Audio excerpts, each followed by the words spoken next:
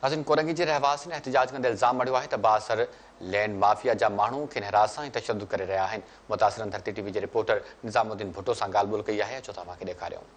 आए ॾींहुं builder mafia ऐं ॿिया जेको असांखे ब्लैकमेल हेरासमेंट कया था वञनि पिया।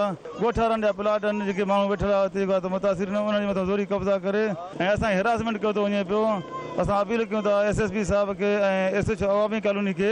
ग्रुप वो आकर धमकियां दे रहे हैं और तरह तरह की जो बातें कर रहे हैं और जो है यरगमाल बना दिया जाता है, लोगों को डराया धमकाया जा रहा है। गवर्नर सिंध है, मेरे भाई प्यारे प्यारे, बड़ी मदद करो, बड़े गरीब बैठे हैं यहाँ पे, जितने भी आए दिन कोई ना कोई माफिया वाला आता है, कहता है उठो जी यहाँ से, सरकार आप लोगों ने बिठाया है, आप ही बचाएंगे हम गरीबों का, हमारे पास कोई आसरा नहीं है। हाथ 2 दिन बाद हमारा घर टूटने आ रहा है, टूट के भी 6 दफा टूट चुके, तो अभी किसी का दिल नहीं भरा, अभी भी कह रहा है खाऊं कितना खाएगा, गरीब को मारेगा, ऐसा करो जौहर दे दो, एक दफा सबको मार के जाओ। कब्जा माफिया आती है, कभी वो कहते उठो, आबादी बनने नहीं देते। हम हो गए थे 10-15 साल हो गए इस आबादी को।